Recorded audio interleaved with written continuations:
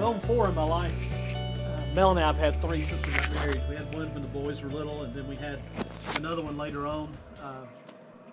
When I was growing up, we had a little dog named Trax. Trax was a terror, a nightmare. Maybe he's why I was afraid of dogs, and am to this day. I remember the first time I was ever bit by a dog. We went to this old junkyard. Dad was studying with this guy. His name was Ernest. I remember that. And the guy had a German Shepherd that guarded his junkyard.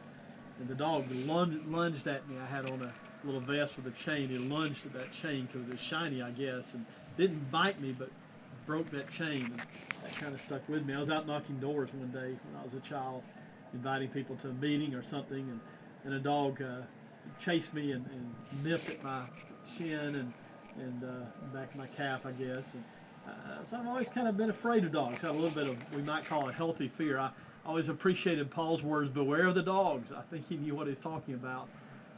So when we got a dog about 20 years ago, it was a product of a divorce.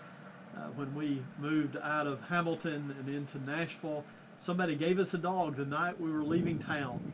And Scooter was our dog for 20 years. I remember when we first moved to Nashville and we had to have him get his annual shots. Melanie took him to the vet, and the intake form said, do you consider this just a dog, a family pet, or a member of the family? That was a loaded question, I guess. But Scooter kind of did become like a member of the family. He stayed with us until he died about 4 years ago. And we talked about getting another dog. The boys are both grown, but dogs are kind of good companions. So we talked about getting another dog and talked about getting a dog like Scooter, but determined the time we have. We're both gone a lot, and the investment just made it where we couldn't get one. And so a couple of months ago, when Philip and Laura decided that their dog, Kabuki, we didn't name him, that their dog probably needed somewhere else to go. I mean, their poor little dog, I felt sorry for him.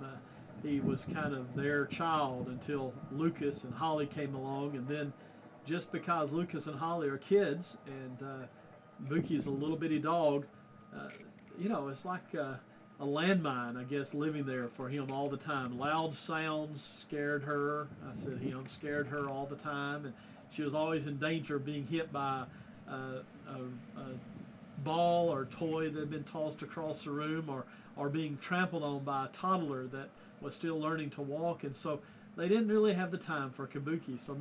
So Laura said, we're going to either put Buki online and let Facebook somebody claim her, or y'all can have her. We talked about it. We decided that we'd take her. And so here is Buki right here.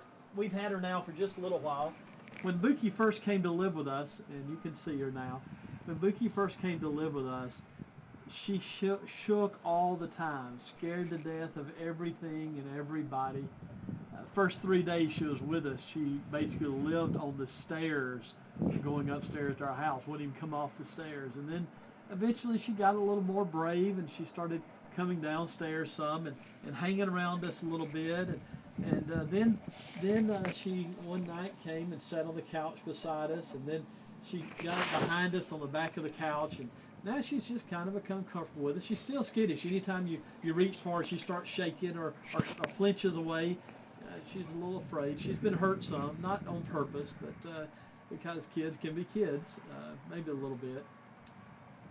I started thinking about that when it comes to Christians and church leaders.